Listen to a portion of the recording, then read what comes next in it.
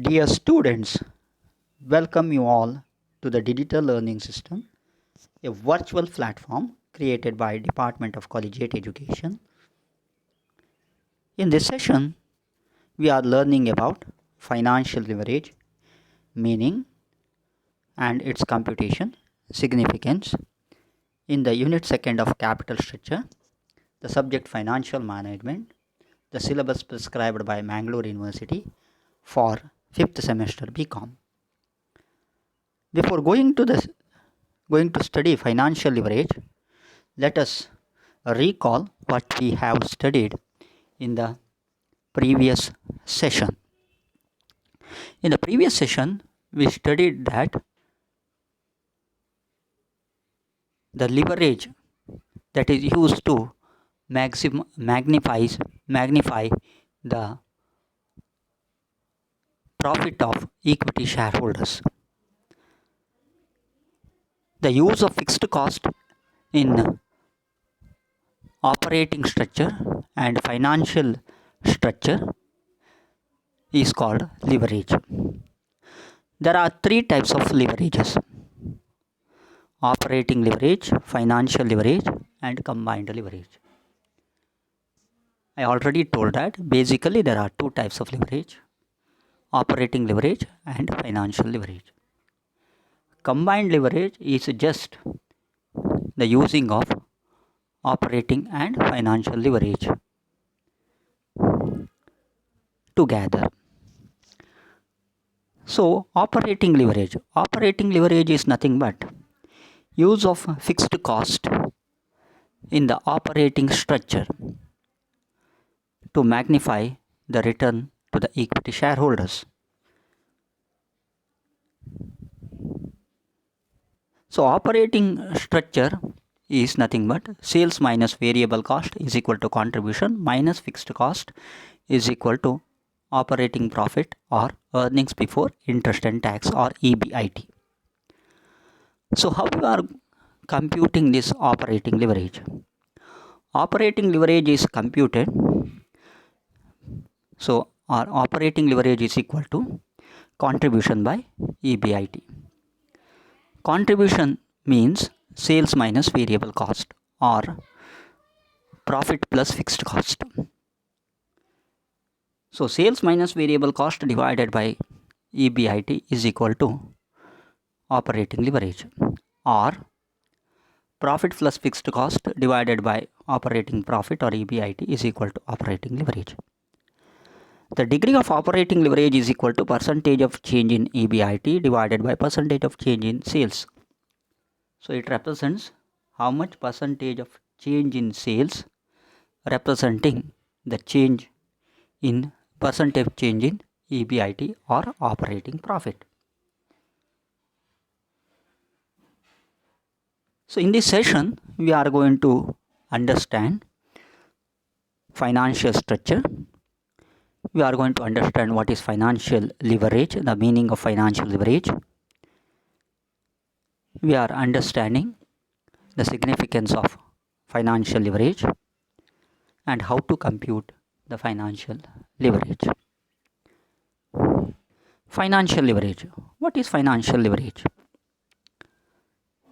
It is the use of fixed charges securities like interest bearing long term debt or fixed dividend bearing preference shares along with equity share capital in the capital structure of the company with the view to producing more gain to the equity shareholders. It is inclusion of fixed cost in the financial structure so as to magnify the return of equity shareholders. So, financial leverage means the use of fixed charge securities or fixed charge bonds, that is use of debentures and preference share capital in the capital structure. So financial leverage ಅಂತ ಹೇಳಿದರೆ fixed cost ಬರುವಂತಹ funds ಏನಿದೆ ಅಂಥ ಫಂಡ್ಸ್ಗಳನ್ನು ನಮ್ಮ ಬಂಡವಾಳ ರಚನೆಯಲ್ಲಿ ಅದನ್ನು ಬಳಸಿಕೊಳ್ಳುವಂತಹದ್ದು. ಅಂದರೆ ಡಿಬೆಂಚರ್ಸ್ ಮತ್ತು ಪ್ರಿಫರೆನ್ಸ್ ಶೇರ್ ಕ್ಯಾಪಿಟಲ್ಸನ್ನು ನಮ್ಮ ಫೈನಾನ್ಷಿಯಲ್ ಸ್ಟ್ರಕ್ಚರ್ ಅಥವಾ ನಮ್ಮ ಬಂಡವಾಳ ರಚನೆ ಏನಿದೆ ಅದರಲ್ಲಿ ಅದನ್ನು ಬಳಸಿಕೊಳ್ಳುವಂಥದ್ದು. ಇದರ ಅರ್ಥ, ನಮ್ಮ ಬಂಡವಾಳದ ರಚನೆಯ ಸಂದರ್ಭದಲ್ಲಿ ನಾವು ಡಿಬೆಂಚರ್ ಕ್ಯಾಪಿಟಲ್ ಮತ್ತು ಪ್ರಿಫರೆನ್ಸ್ ಕ್ಯಾಪಿಟಲನ್ನು ಬಳಸಿಕೊಂಡರೆ ಅದನ್ನು ನಾವು ಫೈನಾನ್ಷಿಯಲ್ ಲಿವರೇಜ್ ಅಂತ ಕರಿತೇವೆ. ಡಿಬೆಂಚರ್ ಕ್ಯಾಪಿಟಲ್ ಮತ್ತು ಪ್ರಿಫರೆನ್ಸ್ ಶೇರ್ ಕ್ಯಾಪಿಟಲನ್ನು ಬಳಸಿದಾಗ ಈ ಎರಡೂ ರೀತಿಯ ಬಂಡವಾಳಗಳು ಫಿಕ್ಸ್ಡ್ ಕಾಸ್ಟನ್ನು ಕಂಪನಿಗೆ ತರ್ತವೆ. ಡಿಬೆಂಚರ್ ಕ್ಯಾಪಿಟಲ್ನಲ್ಲಿ ನಾವು ಏನು ಕಾಣ್ತೇವೆ ಅಂತೇಳಿದರೆ, ಅಲ್ಲಿ fixed interest is fixed.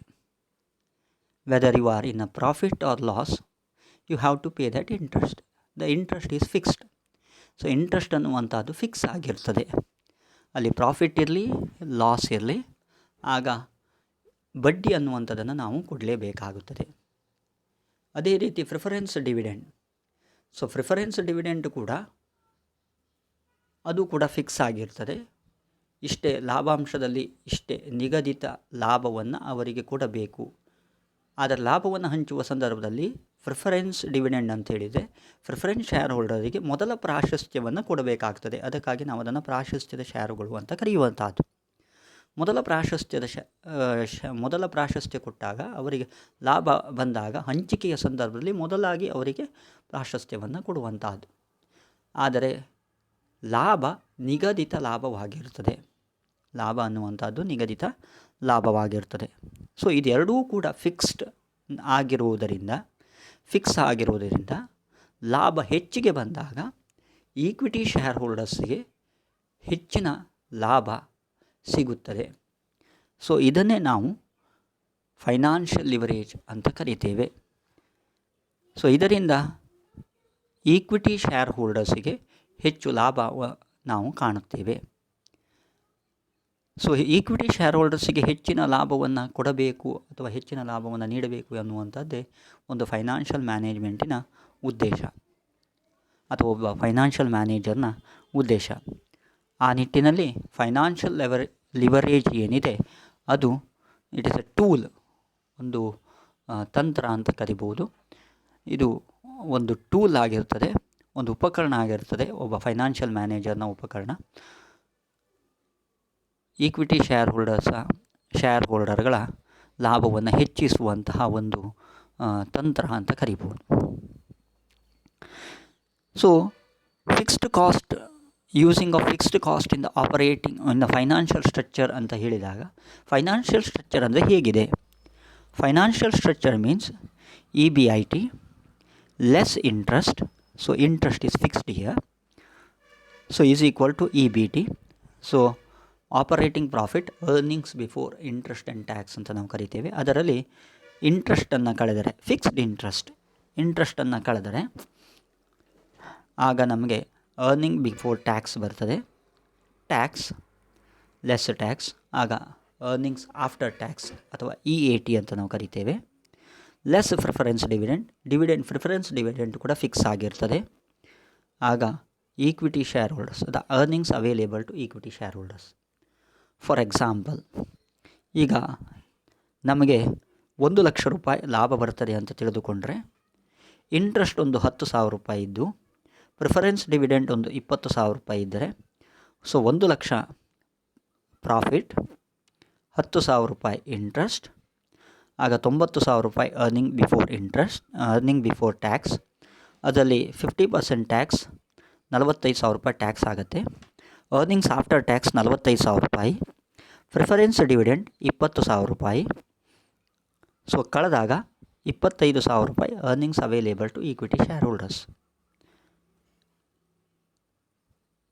So earnings ಹೆಚ್ಚಾದಾಗ, ಅರ್ನಿಂಗ್ಸ್ 2 ಲಕ್ಷ ಆದರೆ ಆಗ, ಅಥವಾ ಆಪರೇಟಿಂಗ್ ಪ್ರಾಫಿಟ್ 2 ಲಕ್ಷ ಆದರೆ 2 ಲಕ್ಷ, ಇಂಟ್ರೆಸ್ಟ್ 10,000, ಆಗ 1,90,000 ಅರ್ನಿಂಗ್ಸ್ ಬಿಫೋರ್ ಟ್ಯಾಕ್ಸ್. 1,90,000ದಲ್ಲಿ 95,000 ಟ್ಯಾಕ್ಸ್ ಕಟ್ಟಿದರೆ 95,000 earnings after tax. Preference dividend 20,000 ಆದರೆ 75,000 earnings available to equity shareholders. This is just an example.